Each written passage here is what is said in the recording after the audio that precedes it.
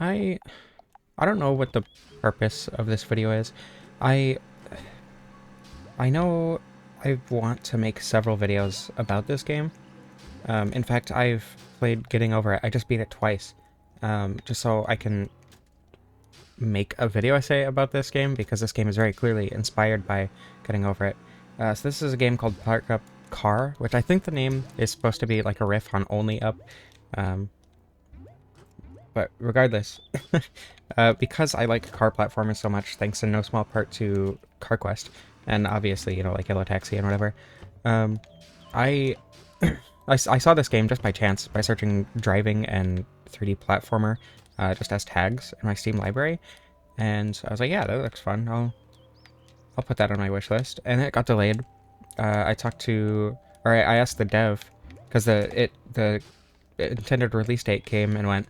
I messaged the devs on Instagram. I'm like, hey, is there a different ETA? And they're like, yeah, we just have some issues with Steam publishing, whatever, technical difficulties. And they didn't give me a release date because I'm assuming they didn't know.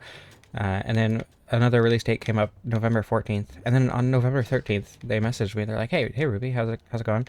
Thank you for keeping up with our game, and we're gonna give you a key for it. And so that was really cool. I would have bought the game regardless, but I just want to be upfront that I did get this game from the developers as a key for free. But that doesn't affect how I feel about it in any way. Um, I just want to like talk about this game. So going through that right there is actually the first achievement that you can get. It's called Donut, and I just want to talk about like, I don't know, not give a tutorial per se, but how I played this game. Oops, I haven't done this normally in so long. I speedrun this game. My personal best is 7 minutes 54 seconds. Beating this game casually takes a lot longer.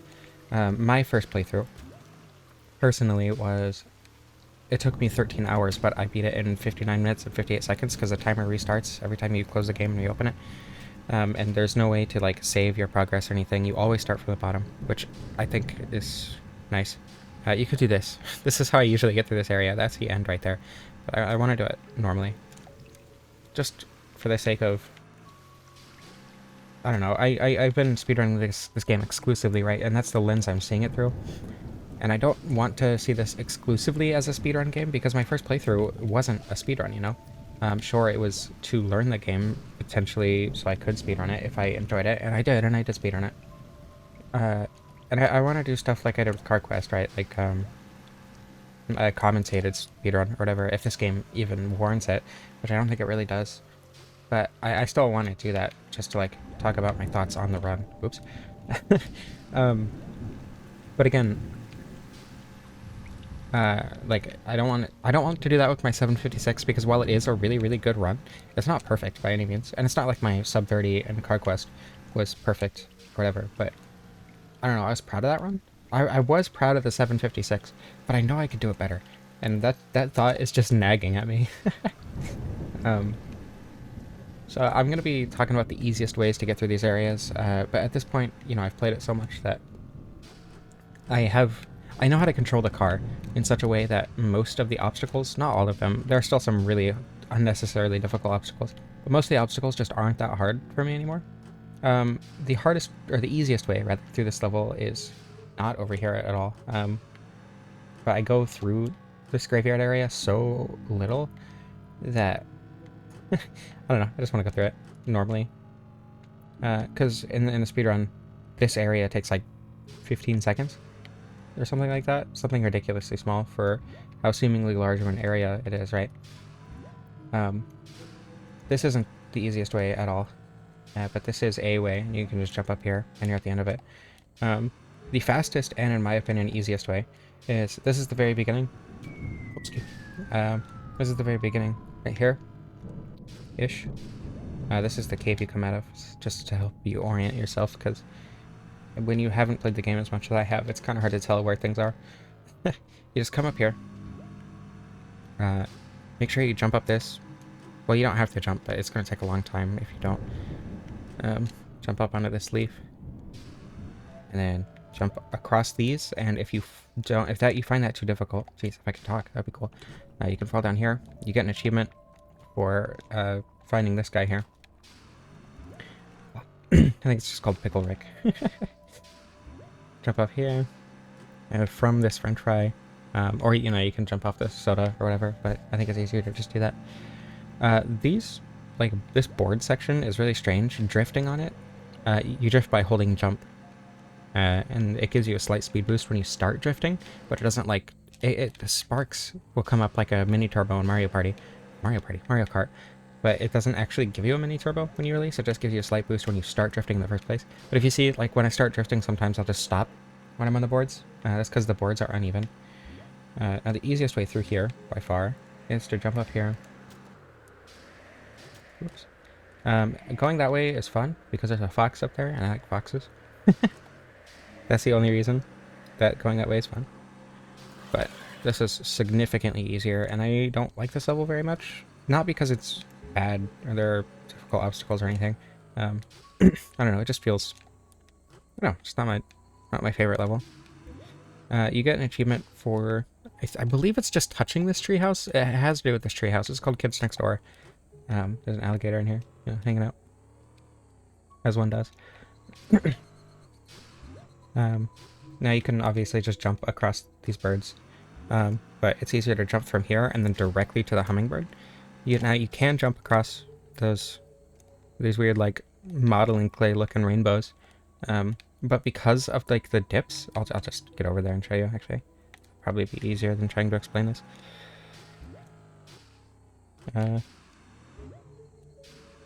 Because of how it's actually shaped, you have to be very careful with where your wheels are. Like, I'm sideways, and if I tried to go and jump off of this, I would just fall. So you have to make sure that your wheels are lined up with the actual cylinders here. And you can just jump straight across. Look at these weird birds. These are by far the lowest quality asset in the game, and I kind of love them. It looks so dumb. Like, all the other birds look like actual birds, and these spheres on cylinders with some square wings. It's funny. I like it. At least it's the lowest quality asset that I can just recall off the top of my head. The easiest level, by far, is this one here. And obviously you can just go through the pipes, but this is also slightly faster and more fun. So, you know. Jeez. My throat. Okay. Now, going through these hoops, this set of hoops right here is an achievement called Circus Carly. That one's pretty difficult. You have to have the right speed to do it. But other than that, it's not that bad. And then, I don't know if it's touching this pineapple or the sponge or just being this general area, but it gives you an achievement called He Lives in a Pineapple Under the Sea. Obviously a reference to SpongeBob. And obviously you can jump across these platforms, but the easiest way to do this by far is to just jump off that pineapple leaf. The sea turtles have some weird collision. There's like a teddy bear thing, I don't know, over on the other side that has some weird collision. I don't know how to do it. Or I know how to do it, but I don't know how to do it quickly and consistently. You just jump across. Super short level, super easy level, probably the easiest in the game. And then from here, it just gets way harder. I would say the fantasy level is the hardest stretch of the game. Not the hardest obstacle. I would say that goes to the third to last obstacle in the game. But this area as a whole is just stupidly difficult. Oh, actually, there are a couple of achievements that we can get here too. I want to point out. So if you touch that, a portal shows up over here, and obviously that's supposed to be like a companion cube from Portal. Then if you hit the beach ball into the bowling pins, you get an achievement called Chuzza. I don't know what that's a reference to, but if you touch this companion cube again, this portal will show up. And then it's really hard to get both of these at once because if you hit the bowling or the beach ball into the pins, it's obviously going to be in a different spot and it's going to be harder to line up, and there's a chance that it just goes flying off the edge. But you just got to push the ball through the portal to get the cake achievement. Cake ? The description is portals aren't toys. And that one took me forever to figure out how to get.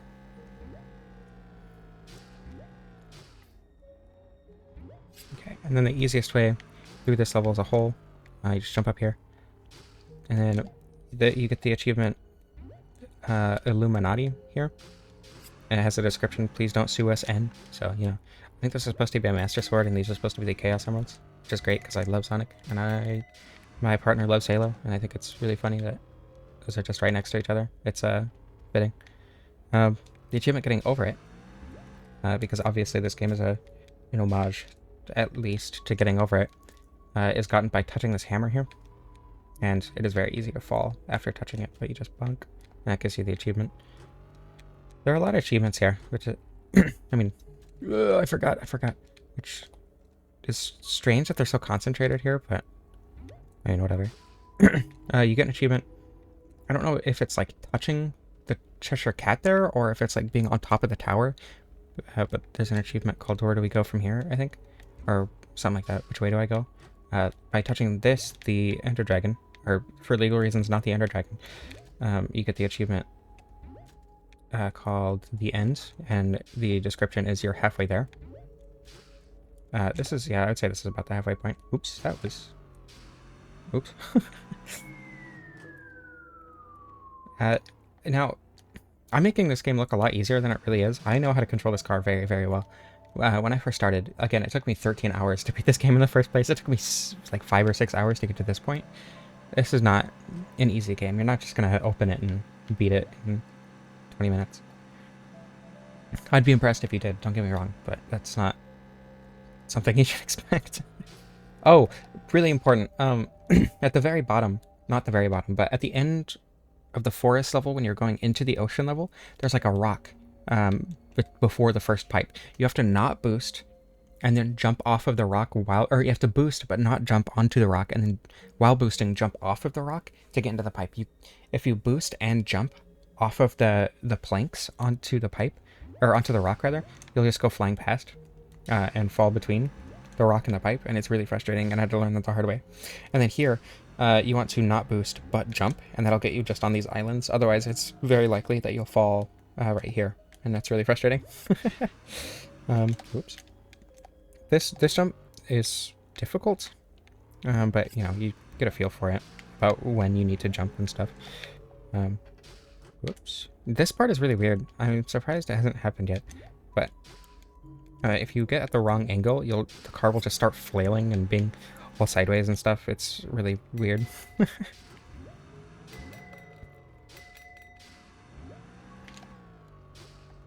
Okay.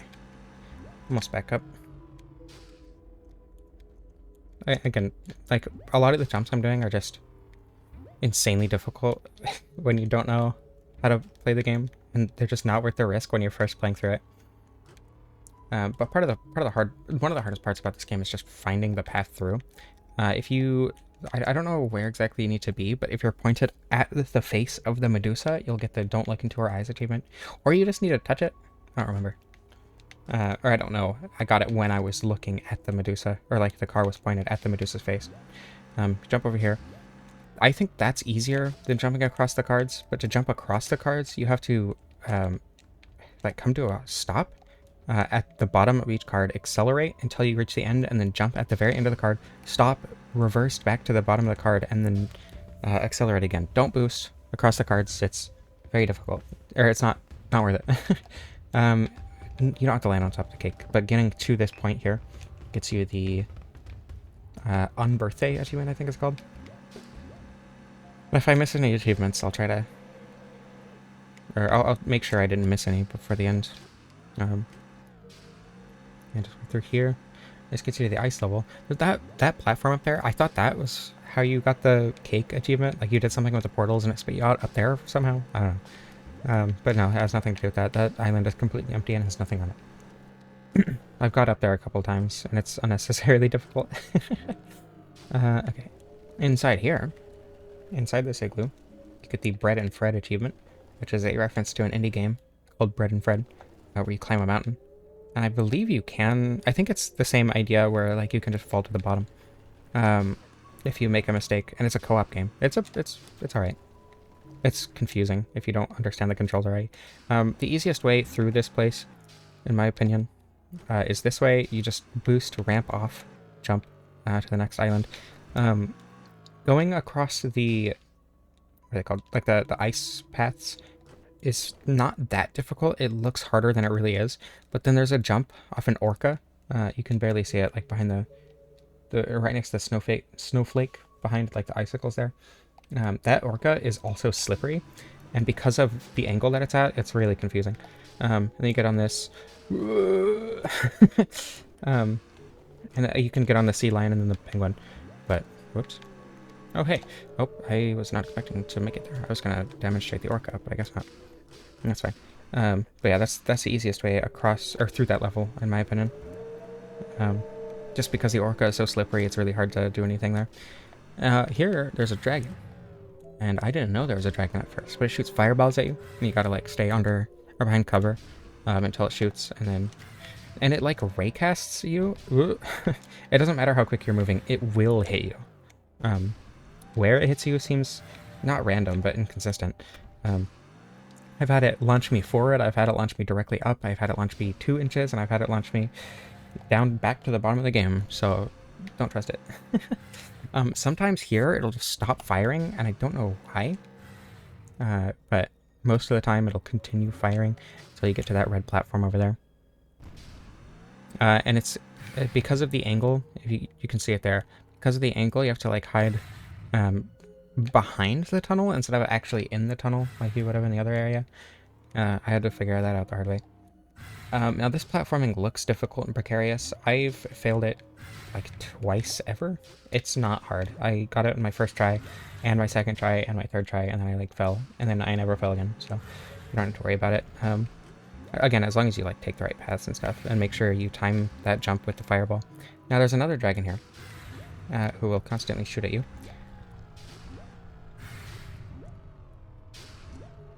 But it doesn't have as good aim as the other one. And getting in here is super, super easy as long as you take your time across the platforms. You don't have to worry about the dragon at all. And this way, I think it's supposed to be slower, but because of how difficult the other way is, this way is so much quicker, at least for me. And you get in here. And this is the Krakatoa achievement. Make sure you brake here. Make sure you are not moving forward, because you will hit that bottom of the pathway and just get rocketed straight back down to the very beginning of the game. That happened twice before I actually got up here for the first time. It is so frustrating. Okay. Now this level, despite being the final level, is not too difficult. Obviously, it'll be harder than like the ocean or the forest or the graveyard, but I don't know, it's definitely easier than fantasy. I would say it's, I don't know, it's about the same difficulty as ice, but I don't know, the volcano level is super easy. I'd say it's on the same level as like the forest level. I don't know, and that's if you don't do the tornado jump, and I'll show the tornado jump later, because we're gonna have to climb the whole mountain again in just a second. It shouldn't take too long, because I mean I do have the World Record speedrun. I'll show the cool strats in a minute. First I'm just going to do like a normal route through here. And I don't know, this game is weird, because CarQuest has ruined me. I love car platformers, but I don't love them because they're car platformers. I love them because of what CarQuest did to my brain chemistry. So obviously that looks like a dangerous way to do it, but it's surprisingly easy. You can go in that like red and green tube. You can like ride the ring around the planet, and it'll turn, and you can like land on a rock and then go into there. It's not worth it. Just do that. Just jump over it. It's way easier. You just jump across this. The easiest way to get past here is to jump off this laser, and that looked precarious. It's not. It's super easy. I've never failed that jump. And that's not to say that you cannot fail that jump. That's just to say that I personally haven't, because by the time I got here, I had been playing for 12 hours. Oops, that's new. I've never failed that either. Anyway, yeah, you can get in here, and it's pretty trippy, but it's cool. I do recommend going in there. Not if you're trying to beat the game, but just for funsies. Then you can jump off onto the Taurus. The pretzel-looking thing. It's not a pretzel, though. That'll make more sense in a minute. I forgot what I was talking about. Oh yeah, CarQuest. CarQuest is weird. I don't know. I like CarQuest a lot, and it's because it's unique. It's because of what I highlighted in the novel nostalgia video essay. But there's got to be something more than that, and I don't know what it is. So there are 2 more CarQuest videos in the works. They'll come out eventually, but, you know. I don't like this game because it's a car platformer. That's why I started playing it, but it's just, I don't know. It's fun. Now you can jump on top of these, like I just demonstrated. It's not worth it. Not in the normal car, and not if you're trying to go fast.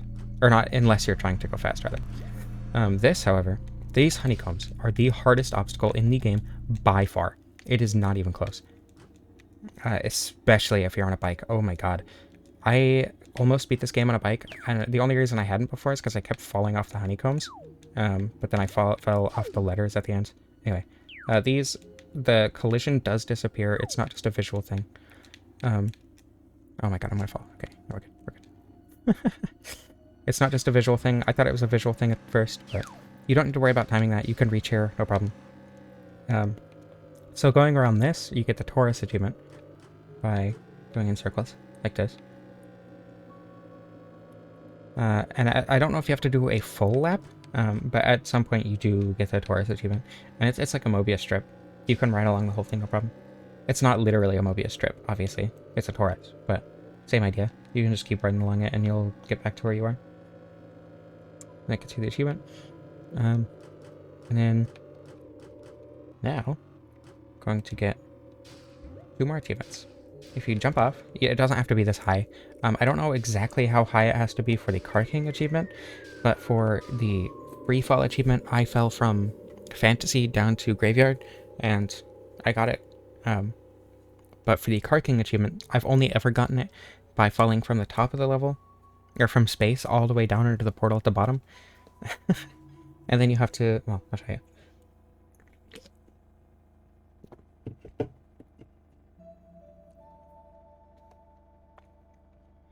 Yeah, if you're struggling with this game, and that's why you're here, I don't know what you expected, but I hope you got it.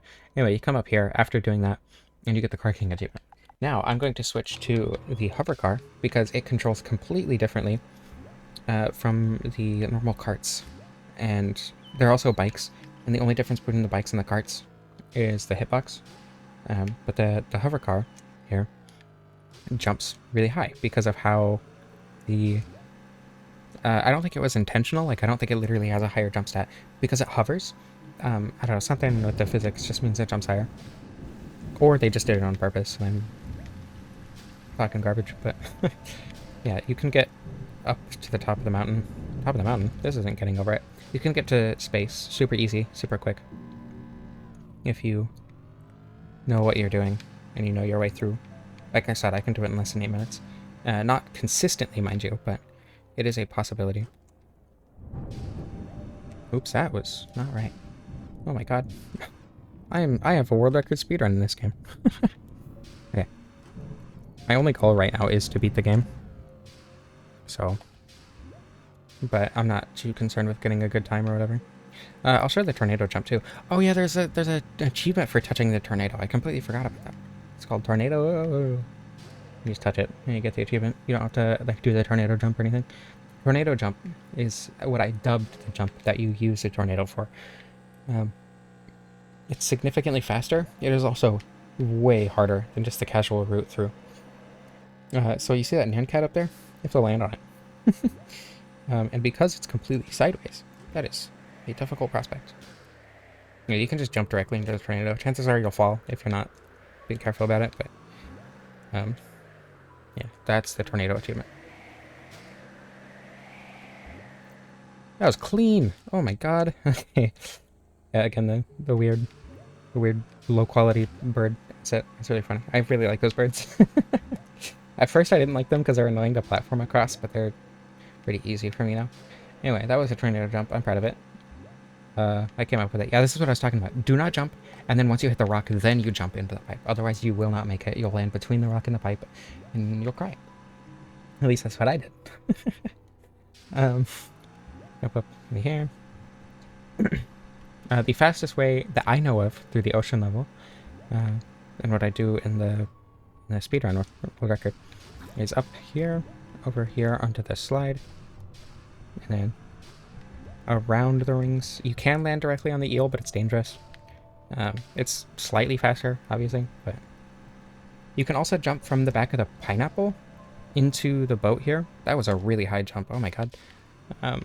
Only with the hover car. I've never, or you might be able to do it with the normal cart or a bike, but I haven't been able to. Again, I'm making this look a lot easier than it really is. This game is hard. Your first playthrough. One of the harder games I've played, generally. This is a difficult game.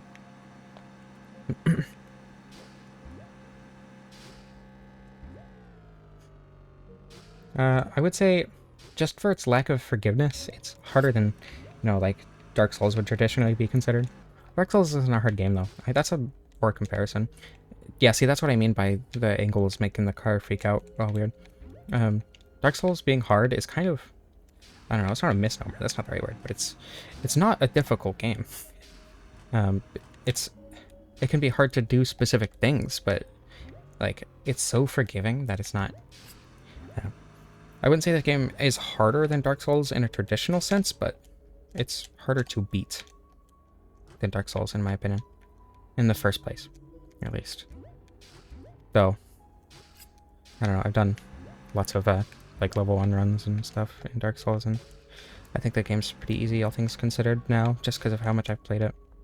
The hover car does make this game easier, so if you are genuinely really struggling with this game, I would recommend beating it with the cart also. Again, I beat it with both vehicles and have come very, very close with the bike. I just made one tiny mistake at the end. But yeah, hover car makes the game easy, but I don't know, for me it kind of removed the sense of accomplishment until I went back and actually played it with the car. But you get your sense of accomplishment however you want, I don't think it's fair to assume that everyone has the same standard of accomplishment that I do. Because they don't, that makes sense. I'm extremely mentally ill. I mean, obviously, I'm playing this game. I have autism, ADHD, OCD, whatever. So that obviously affects how I see games and measure my accomplishment with the game. I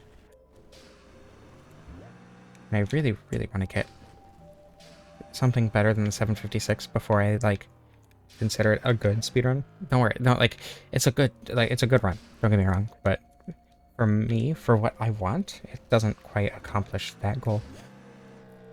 Yeah. This is what I was trying to do earlier. The cart obviously doesn't jump quite as far, but you can still reach that by doing that sort of jump. I would demonstrate the dragon here, but frankly, I don't want to climb this for a third time. Not right now, anyway. Oh my god, what just happened? Okay, I don't know what happened there, that was strange. Yeah, as long as you're behind something and the dragon fires, you'll be fine. Relative to the dragon, it's not like... Yeah, like here, this is a great example of you can't just be behind something, you have to take the dragon into consideration. If you'll notice, it hits the front of the tunnel rather than where I'm at in the tunnel. You can just speed through, and it'll automatically stop firing as soon as you reach this red platform, regardless of where it was in its firing cycle. The fireball just won't ever appear. But you just need to be careful about that, because that did trip me up a couple times. Took me 3 or 4 attempts to get through there, just because of the weird angle that's at. I think you could just jump straight to the rock here, instead of going to that platform first, but I don't know, unnecessary risk, I think, for now.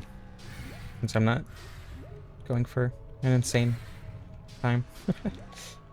Yeah, the way on the left is, I haven't been able to do it nearly as quickly as I've been able to go through here. Just because of how precarious it is, you have to go slow in order to jump across the platforms. This way it's way easier, it's way faster. Also, you don't have to land on that platform to reach here. Plus, this helps in where you slow down, so you won't smash into the bottom of the road up here. And you get 3 achievements, basically, for beating the game. You get one of them for touching the 42, which makes the car at the bottom in the parking spot explode, which you'll see in a sec. And then you beat the game by parking, right? And then you also get an achievement called Autopilot. I don't know if it's specifically with beating it with this car, or you can get it with any car. I'm not entirely sure. But yeah, because, I mean, none of the cars have a driver, obviously. But Autopilot makes sense for the hover car specifically, and I got it when I beat it with the hover car because I hadn't beaten it with anything else yet. Because the hover car just makes the game vastly easier, in my opinion. And you can do crazy jumps like this with the hover car. You can do similar jumps with the normal car, but not quite this far. Now, the honeycombs are vastly easier with the hover car because you don't have to worry about wheels. But, what the heck? What's going on? Safe. That was scary. Yeah, and then you can do this with the car too, with a normal cart. But again, obviously easier with the hover car, everything else. The letters are really strange. Like in terms of their hitboxes, because you can just like go across them like this. Also, why do you have a hyphen in your name? It makes this platforming so much harder. Anyway. Yeah, you can mostly just boost across, but you kind of got to be careful at certain points. Like, you can fall into the O there pretty easy. That gets you the 42 achievement. Description is the answer to the life, the universe, and everything. I'm pretty sure that explosion is at least heavily inspired by Wind Waker, because that's exactly what it looks like. Anyway, so obviously a reference to Hitchhiker's Guide to the Galaxy. You don't have to, like... You can just fall through the portal and then, you know, be reset to the beginning.